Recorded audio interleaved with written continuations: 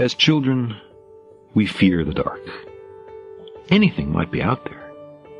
The unknown troubles us. Ironically, it's our fate to live in the dark. This unexpected finding of science is only about 3 centuries old. Head out from the earth in any direction you choose. And after an initial flash of blue and a longer wait while the sun fades, you are surrounded by blackness, punctuated only here and there by the faint and distant stars. Even after we're grown, the darkness retains its power to frighten us. And so there are those who say we should not inquire too closely into who else might be living in that darkness. Better not to know, they say. There are 400 billion stars in the Milky Way galaxy. Of this immense multitude, could it be that our humdrum sun is the only one with an inhabited planet? Maybe.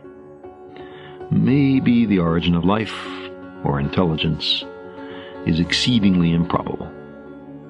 Or maybe civilizations arise all the time, but wipe themselves out as soon as they are able. Or, here and there, peppered across space, orbiting other suns, maybe there are worlds something like our own, on which other beings gaze up and wonder as we do about who else lives in the dark. Could the Milky Way be rippling with life and intelligence, worlds calling out to worlds, while we on Earth are alive at the critical moment when we first decide to listen? Our species has discovered a way to communicate through the dark, to transcend immense distances. No means of communication is faster or cheaper or reaches out farther. It's called radio. After billions of years of biological evolution, on their planet and ours, an alien civilization cannot be in technological lockstep with us. There have been humans for more than 20,000 centuries, but we've had radio only for about 1 century. If alien civilizations are behind us, they're likely to be too far behind to have radio. And if they're ahead of us, they're likely to be far ahead of us. Think of the technical advances in our world over just the last few centuries. What is for us technologically difficult or impossible? What might seem to us like magic might for them be trivially easy. They might use other, very advanced means to communicate with their peers, but they would know about radio as an approach to newly emerging civilizations. Even with no more than our level of technology at the transmitting and receiving ends, we could communicate today across much of the galaxy. They should be able to do much better, if they exist. But our fear of the dark rebels. The idea of alien beings troubles us. We conjure up objections. It's too expensive, some of us say. But in its fullest modern technological expression, it costs less than 1 attack helicopter a year. We'll never understand what they're saying, some of us say. But because the message is transmitted by radio, we and they must have radio physics, radio astronomy, and radio technology in common. The laws of nature are the same everywhere. So science itself provides a means and language of communication even between very different kinds of beings, provided they both have science.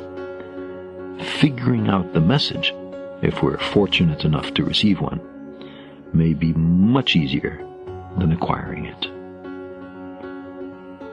It would be demoralizing to learn that our science is primitive, some say.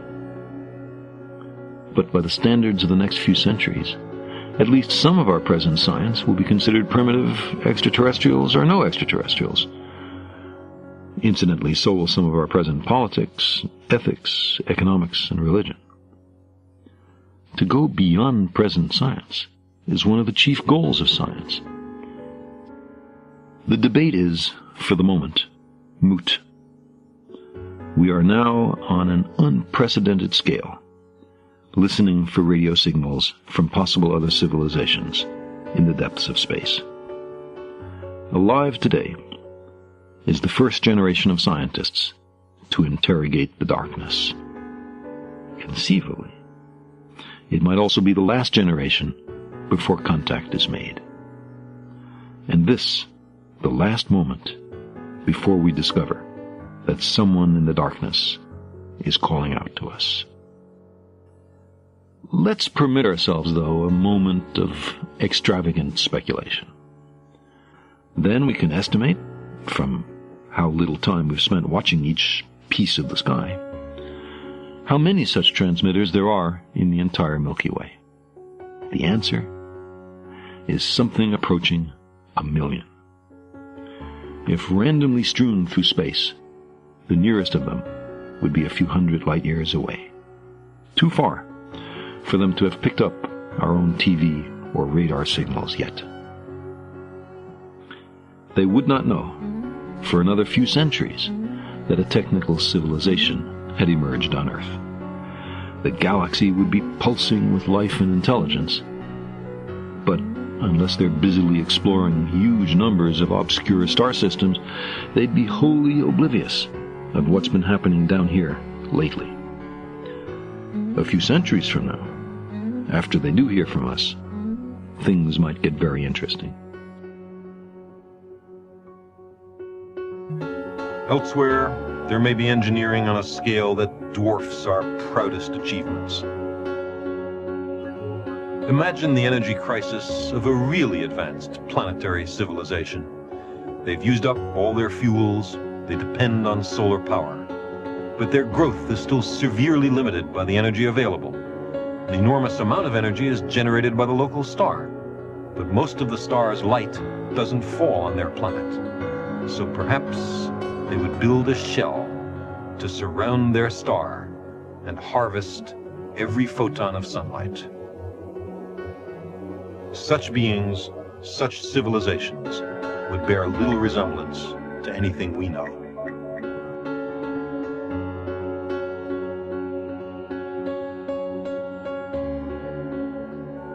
Perhaps someday there will be an entry in the Encyclopedia Galactica for our planet. Or perhaps even now there exists somewhere a planetary dossier garnered from our television broadcasts or from some discreet survey mission. They might summon up the index of blue worlds in our province of the Milky Way until they came to the listing for Earth. What would they know about us? What would they think of us? We have always watched the stars and mused about whether there are other beings who think and wonder.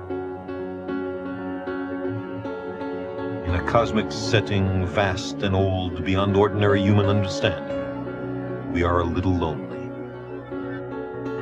In the deepest sense, the search for extraterrestrial intelligence is a search for who we are.